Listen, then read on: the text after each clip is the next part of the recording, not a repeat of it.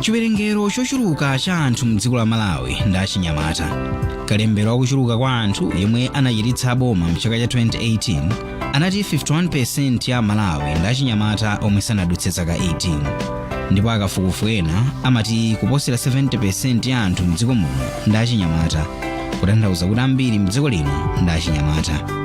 Kutengera pa zimenezi, ndikosavuta kudziwiratu kuti anthu ambiri omwe amagwiritsa ntchito intaneti, masamba amchezo a intaneti m'dziko lino ndi achinyamata. Masamba amchezo ndi malo achisangalalo, kucheza komanso kuphunzira. Apatu pamachitika zambiri. Masamba amchezowa amabweretsa anthu omwe akukhala m'mayiko otalikirana malo amodzi kudzera palamya. Awa ndi malo omwe saona malire. Komabetu pamalo amenewa pamachitika zambiri. Ena amalandirapo zipongwe, mazunzo, zitonzo, komanso zinthu zomwe zimadzetsa nkhawa. Vuto la malingaliro angwiro ngakhale maganizo ofuna kudzipha kumene maka kwa amayi ndi asungwana. Pangidwa approach kwa munthu oti ineyo munthu ena zipanga present ngati munthu oti ndimadziwana naye, ndimacheza naye. Kungoti ndinataya nambala ya munthuyo. Nde tukucheza nde munthu afikira kuti ase nalito ndi deal ina yake yoti ndimafuna ndikulowetsemo ngati ufuna ine baja ndili ndi mabusiness ambiri nde sina ndi zinaso ndimapanga ngati zojambula maponozi kenako timazitumiza kunja amagula ina yake ndi deal yabwino kwambiri. Then ndimafuna ngati ufuna ukhoza kujoina nawo.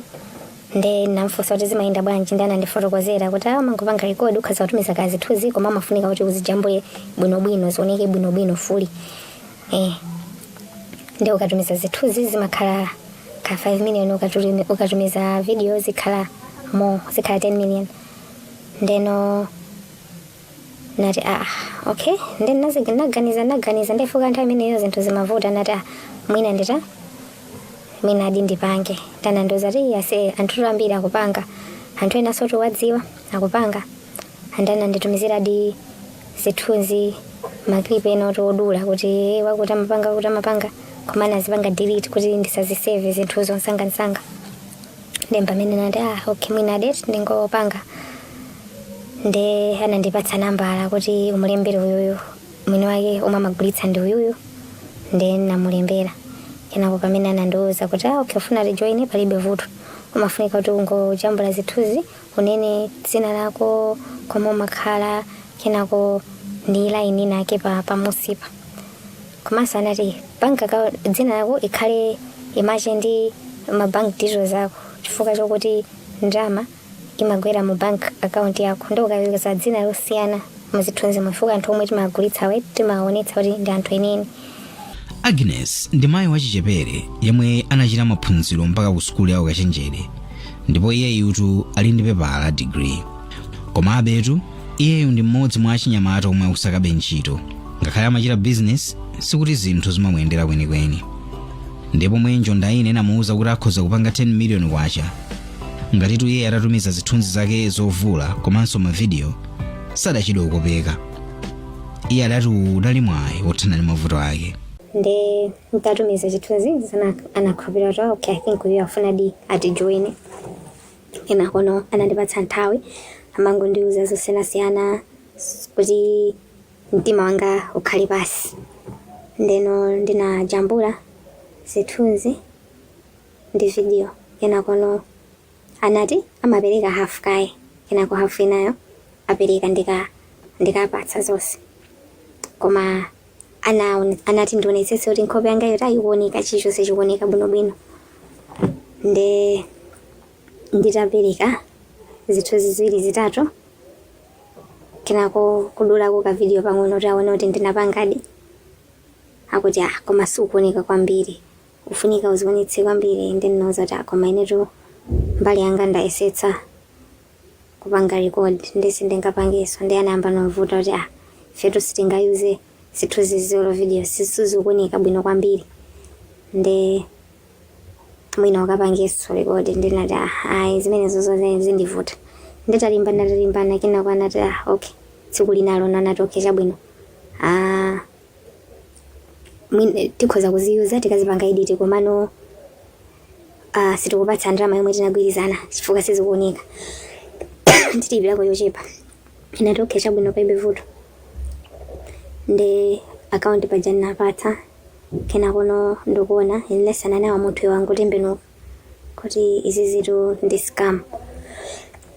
Izi ndi scam.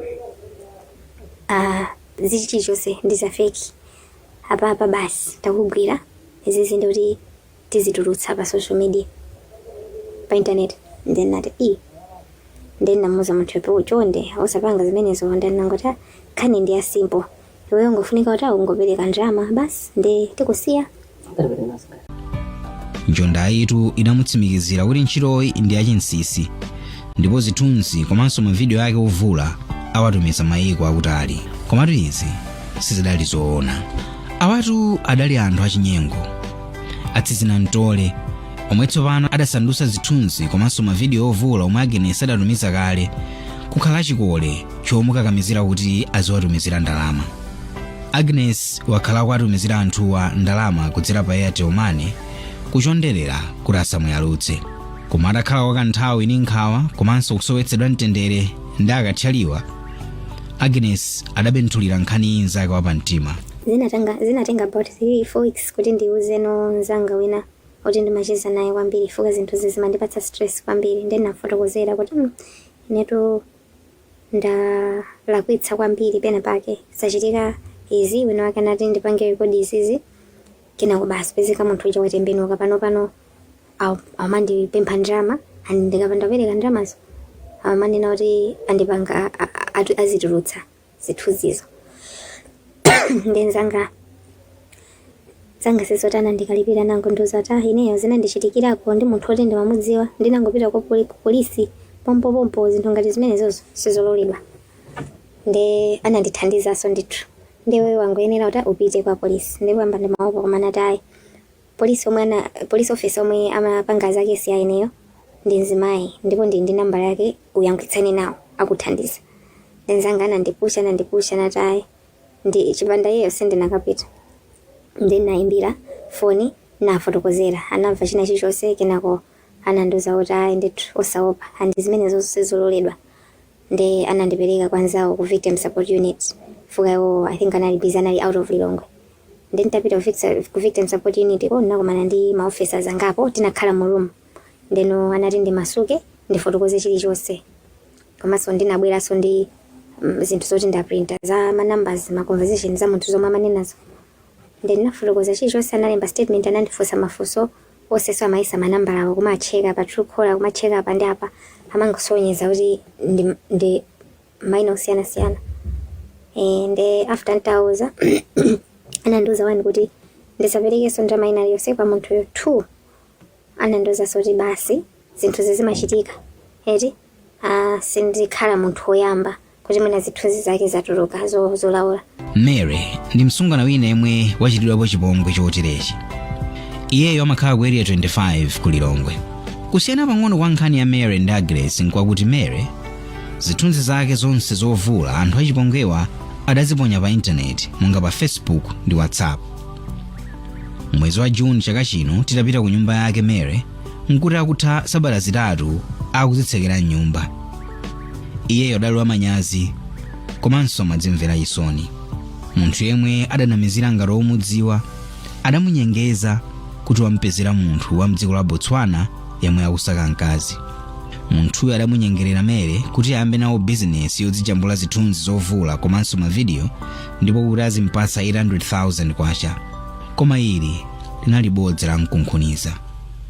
Mwangu naliwawa kwambiri unaliwawa ini mphamvu nalibe tume sinajeso kuti munthu amadya matani nangokhala basi ivi ndikusamba sina sambi nangokhala kuti nzopweteka kuti zikhale choncho anthu onse akudziwe uye akuone kuti zachitika choncho azibale yako mayi yako avizi minutes ina chinthu chondipweteka kwambiri.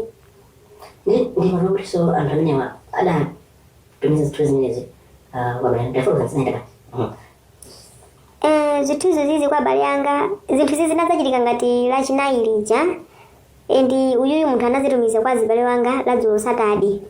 ndine wana azibala jana azantumizira kuti iwe munthu jana kupanga chipongwe amatutumizira ife message kapena munthu anapanga haki WhatsApp wako akamona china chilichonse chimene tikukambirana inu ndi ine ndiye kuti mwina koma sintaka kuti ne munthu wanga soma ine sindingazipangiso zinthu zija forward kuti kumatumiza kwa anthu ena ndiye kuti sizikutani sizikugwira chinthu ili kuti anthu aona kale ndingachitumizeso ine ndingachitule dzina ngo ndine kuti komanso kukutumizirani ine abale anga sizingatheki ndiye pamene kuti ndiye kuti ungouza apolisi aja mwina nambala iyi awayesesere kuti ani kuipanga follow up apolisi akuti vutoli ndi lalikulu. Wapolisi wina yemwe amagwira ntchito kulikulu la apolisi ku nthambi yona za upandu wa pa intaneti anatitsina khutu kuti ambiri mwa anthu omwe akukumana ndi vuto la mtunduwu sachita ripoti ku polisi. Mwachitsanzo iyeyo akuti pamwezi amakumana ndi anthu osachepera 10 omwe amadzadandaula kuti achidwa chipongwe cha mtunduwu. Apita Kalaya ndi mneneri wa apolisi mdziko lino. Ndizoona makesi zingati amenewa pamene anthu ena akumagwiritsa ntchito masamba a internet anchezo mwachitsanzo achina WhatsApp, Facebook ndi zina zotero kupanga harass anthu ena kuanamiza kuti atumizani zithunzi tikugulitsa kapena in the process of kukambirana nkupeza kuti atembenekera kumapempha ndalama ena amanena kuti ayi tumiza zithunzi tikupezerani amuna andalama kunja kwazi kupatsani ndalama. Makesi zingati amene akumachitika ku Malawi kuno ndipo ngati apolisi talandirapo madandaulo angapo ochuluka ndithu ena kudzera kunoku ku National Police Headquarters madandaulo ena akumalandiridwa ma police station athu osiyanasiyana. Ndiye chimene tikumachita ngati apolisi pakuti tinapasidwa mphamvu ndi malamulo opanga investigate komanso kupanga prosecute anthu amene akuchita zimenezi poteteza Amalawi kuti akhale otetezedwa nthawi iliyonse ingakhale nthawi imene akugwiritsa ntchito internet. Timapanga investigate makesi amenewa kufufuza tikafufuza timamanga anthu amene akuchita zimenezi tikapeza tikamanga choncho mu nthawi yoti kufufuza timakhala tipanga gather kapena kupeza umboni kapena kuti evidence timatenga evidence imeneyo ndi anthu amene wawa amene tamanga nkupita nawo ku court. Nduna yona kuti pasamakhale kusiyana pakati pa amayi ndi abambo pa ntchito komanso chisamaliro cha anthu a Sendeza ndi okhumudwa zedi ndi nkhaniyi. Ndipo ndikupempha anzathu oona za chitetezo apolisi akawapeza anthu amenewa awamange awapititse ku makhoti ndipo chilungamo chiyende ngati madzi. Sitikufuna kuti nkhani ngati zimenezi zizitenganso nthawi yayitali iyayi. Anthu aphunzire kunena kuti kugwiritsa ntchito social media mwa mtundu umenewu ndi mlandu. Komanso ndikupempha azimayi anzanga chonde ngakhale mutapedutsa mu nyengo zotani musalole munthu akunamizeni kuti akulipirani mukaonetsa malo anu obisika. Malonda amenewo si malonda iyayi, zimenezo ndi chipongwe chabe ndipo musazivomereze. Koma ineyo ngati nduna amene akupanga zimenezi apolisi chonde tithandizeni kufufuza chifukwa zimenezi zikuoneka kuti zachitika kwa anthu ambiri, azimayi ambiri. Azimambo zachitikira koma ndi ochepa koma achulukira ndi azimayi.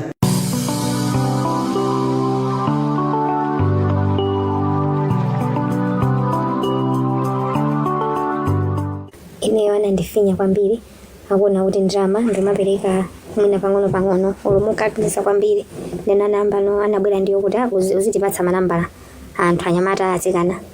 Then nauza kuti komatu ineyo to ndilibe manambala ambiri komanso foni inali kuti ndangosintha umene ndi naibe makontakti ambiri koma ndinapereka ndithu sinanga mandifinya kuti ndathandize mwina mulimonse.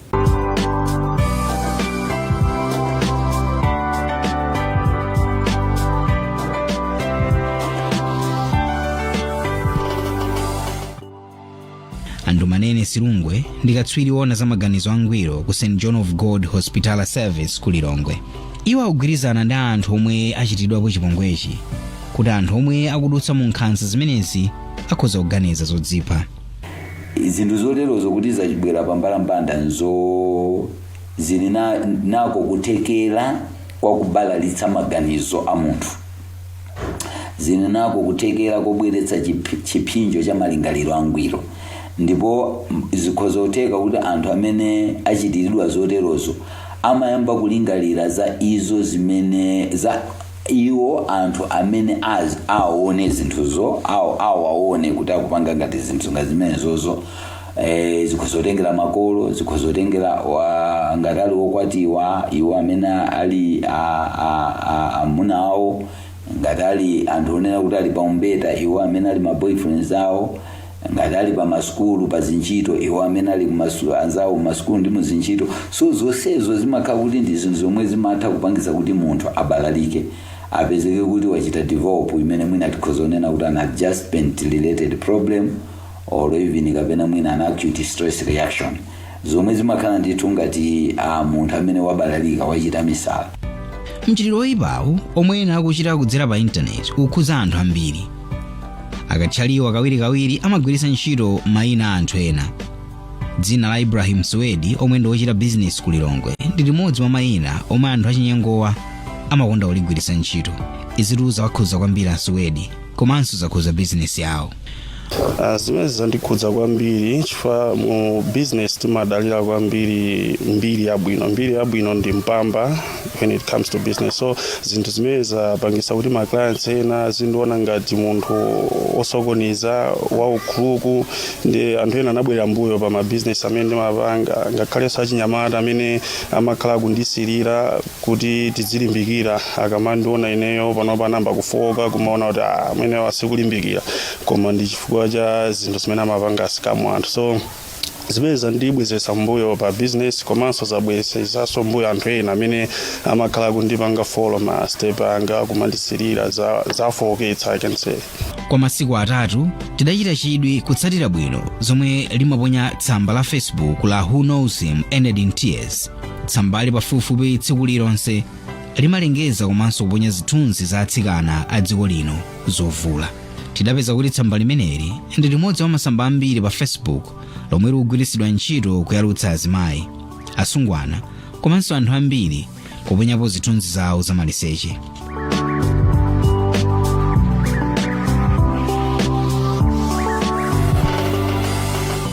Loya ona za ufulu wa anthu a Immaculate Maluza wati kuponya zithunzi za maliseche za munthu ina aliyense pa intaneti opanda chilolezo komanso kugawa zithunzi zoterozo ndi mulandu.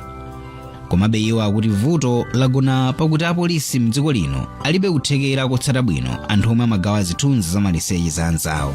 Komano anthu amene ali ndi kuthekera kogwira munthu ndikuthandizira munthu na apolisi omwewo kungoti mwina zikafika kwena kuti afuna kuti ansake munthu uja pamene zimavutirapo ndipo ndi boma lokuyenera iwo uthandiza apolisi kuti akhale ndi kuthekera kuthandiza anthu amene akhuzidwa ndi milandu ngati umenewo. Iwo ndi amene ali ndi ndalama zoti akhoza kugulira zinthu zimene zimafunikirazo kuti munthu ampana ampeze.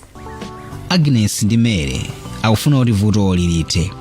Nkhanza zomwe amayi akukumana nazo pa intaneti zithe. Apolisi sakubisa. Akuti amayi komanso asungwana omwe achitidwa nkhanza za mtundu ndochuluka zedi mdziko lino, koma ambiri sakubwera poyera kudzaulula. Amayiwa akuvutika mchibisira. Ena mwa iwo adadzipha kumene. Ziru zili chomwechi kamba kuti palibe yankho lenileni kuchoka kwa adindo lothanirana ndi anthu.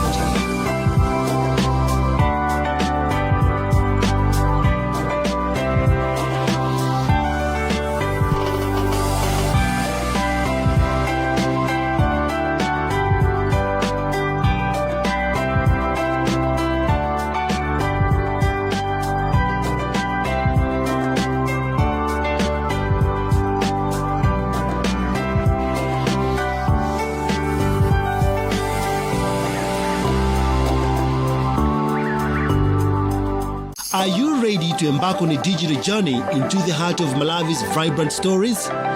Look no further. Zodiac Online is here for you. We are not just another news source.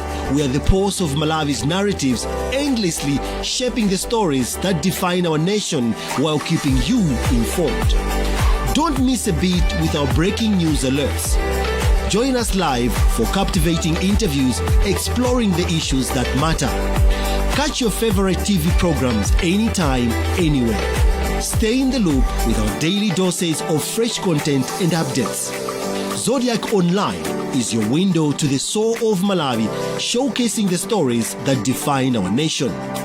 Join our dynamic community today and keep your finger on the pulse of the latest news and programs.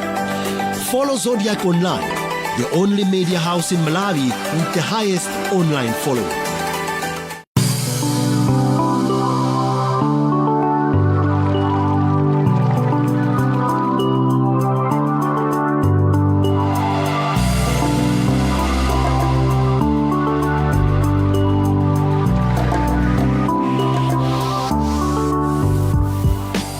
Malawi is considered a young population. According to the Population and Housing Census of 2018, 51% of Malawians are young people below the age of 18. Largely, it is estimated over 70% of the country's population are youths. Youths are in large numbers in Malawi, but the majority of them are not employed. It is easy, therefore, to deduce that most of the people using various social media platforms in Malawi are young people. Social media platforms are exciting venues of unlimited interaction and engagement. The platforms have brought practical meaning of a global village. Social media platforms know no bounds. Here is also where social media ills and misfortunes start. Social media could trigger depression, stress, and even suicide too, especially among the female folk. On one Sunday morning, this lady, Agnes, not her real name, from Area 47, was going about her daily routines in the kitchen when her phone notification popped. The WhatsApp message that came on her phone began the journey of her misery. So they approached themselves as somebody who I was talking to. I used to know Wambiri, but I had lost their number. So they sent me a picture, they introduced themselves, and I was just like, oh, okay, hi, how are you doing? And we started chatting and just asking general things about how's your life going, how's this, how's that. And then they started telling me about, oh, you know, I'm running, as you know, I run a couple of businesses. So one of them is something that I wanted to introduce you to if you're interested. And I asked, what is it about? So the person explained that, okay, you know, I shoot adult films, and these adult films like pornography, and I sell them out to people outside the country. So I said, okay. So he was just like, so what I need is either like a girl to record with, or if you want, you can just record something and then it'll be put on sale and you're gonna get X amount of money. So they were telling me that, okay, if you just send maybe nude pictures, but we need to see everything, including your face, everything, because we sell them to a live audience who want to see especially like African girls. So you need to write your name, and you need to write your full name so that they know it's a real girl and it's a real person. How much are they offering? So they said for the nudes it's going to be about 5 million, but then if you record a video, and a minimum should be 30 minutes for a video where it's a full video, it'll be 10 million. Agnes is a young graduate, and like many other fresh grads, hunting for employment. Youth's unemployment is so high in Malawi. Agnes thought if she would get that 10 million kwacha, which is roughly 10,000 United States dollars, her fortunes would turn around. She was assured of safety and was introduced to a buyer purportedly from Asia. Then she later discovered she was entangled in a mess she could not reverse.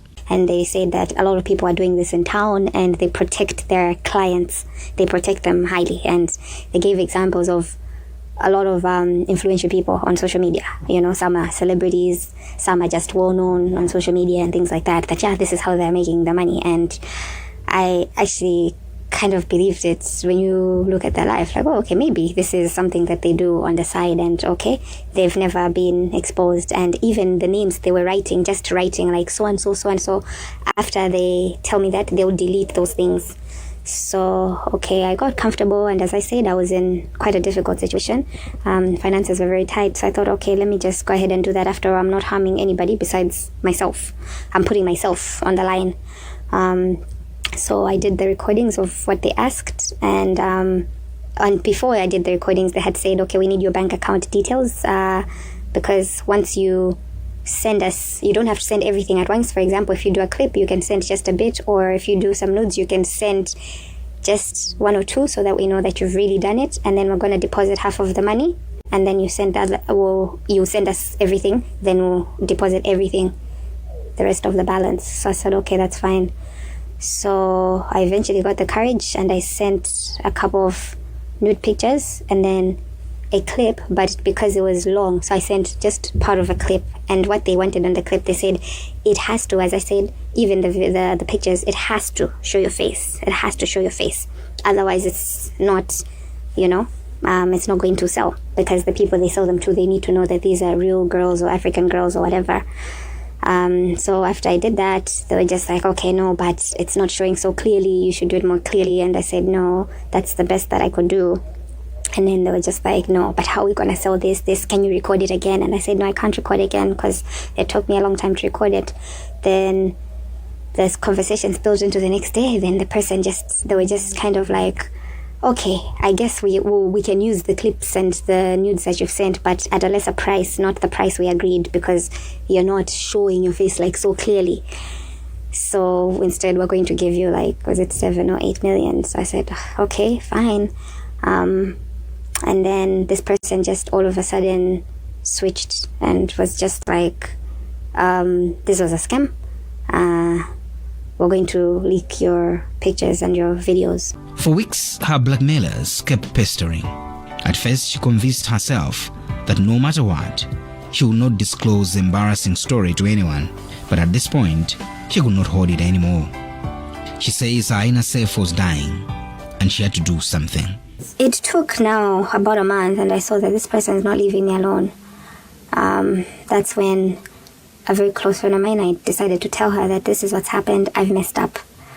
I did this because of that. And she immediately was like, no, you need to go to the police. This person is blackmailing you and they're trying to extort you. And people like that don't stop. And she happened to tell me that she went through something similar. I think not with this group or this person, but someone who was in her life was trying to I have your pictures and if I'm going to do something. And she said she went to the police right away, and she assured me that no, the police are actually going to help you. There's nothing that you need to be ashamed about, but you need to be brave and come forward. And the police person she had dealt with, who dealt with her case, was a lady. So if she even said that, no, this lady, she's not going to look down on you. She's going to empower you. You can trust her, but please give her a call. So it took me a couple of days, and then I did call the police lady and I explained to her everything that happened. So that's when she referred me to the victim support unit, and she specifically gave me one of the officers there, his number, that speak to him, because I think she was not in Lilongwe at that time. So she said, you need to go and meet this person and speak to him. So I set up a meeting and I went there and we spoke. I told them everything that happened. Mary is another lady who was scammed in this way. She lives in Area 25, Lilongwe. Unlike Agnes, Mary's pictures were all over social media, Facebook and WhatsApp. In June 2023, Mary stayed 3 weeks locked up in her home. She felt ashamed. An imposter had hooked her on Facebook and introduced her to a stranger purporting to be from Botswana. He appeared genuinely hunting for a girlfriend. She was made to believe her pornographic pictures and videos would earn her 800,000 kwacha instantly. But Mary was fooled. Mwangu naliwawa wambili unaliwawa ini mphavu nalibe chumbe sina Yesu ni uri muntu amajamata nangokhala. My life became miserable. Everything just turned bitter. I could not even take any food because it was hard to imagine that everyone, including my relatives and parents, had seen my nakedness.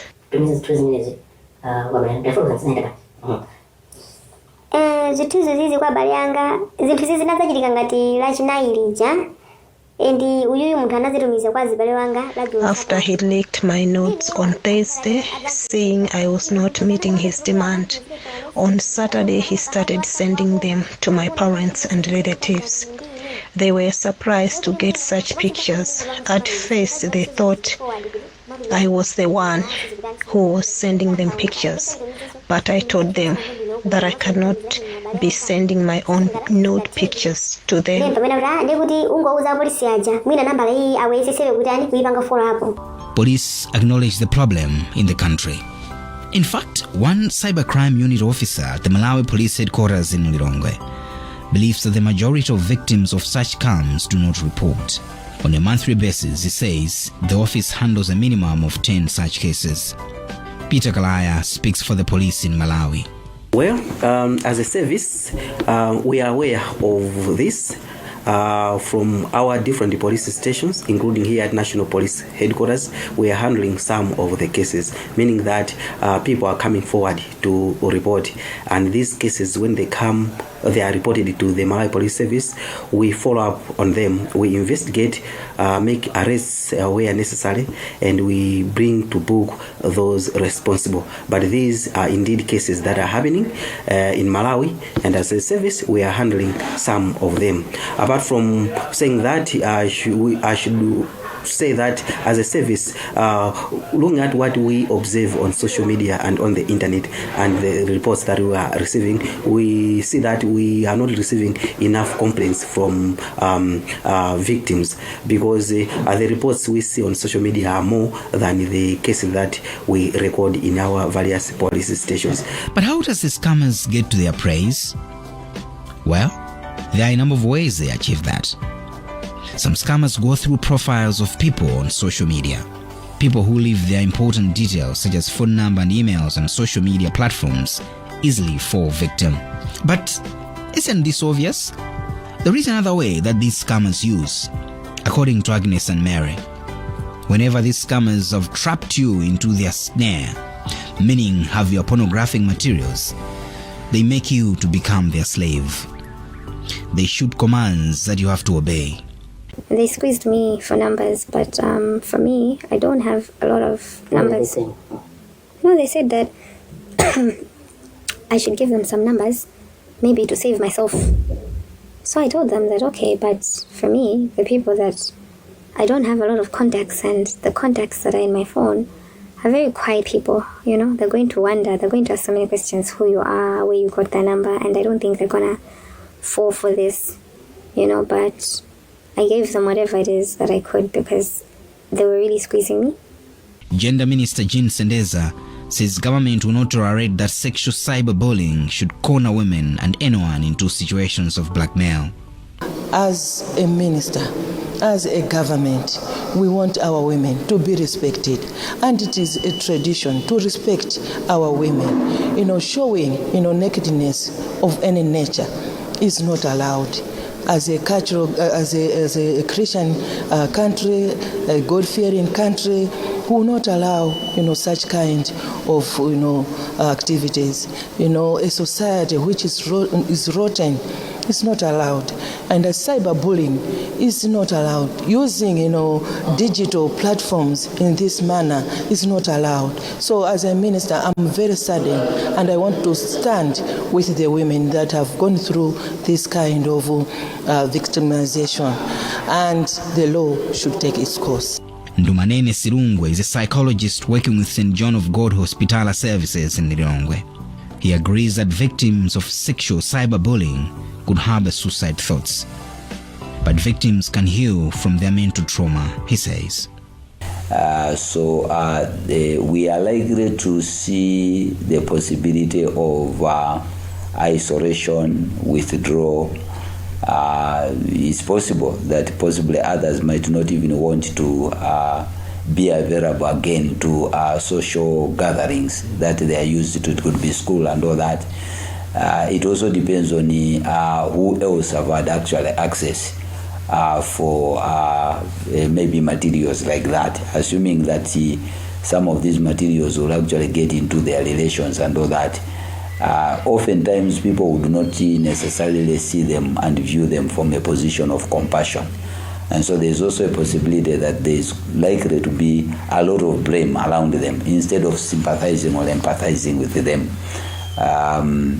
So all that collectively put together is likely to bring in a lot of distress in those young people that or ladies that are actually facing such what I would actually call perpetration of abuse on their life. The scammers not only affect their direct victims. To thrive, they pretend to be someone who they are not. They impersonate other people. They did that to Ibrahim Suedi, a businessman operating from Lilongwe. Now Suede struggles to secure business deals because of these pornography scammers.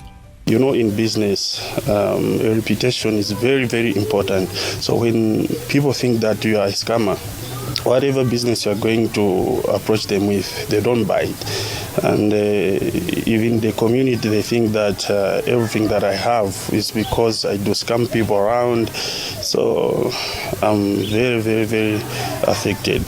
For some 3 days, a Facebook page known as Who Knows Him Ended in Tears posted pictures of different women announcing leakage of their pornographic photos.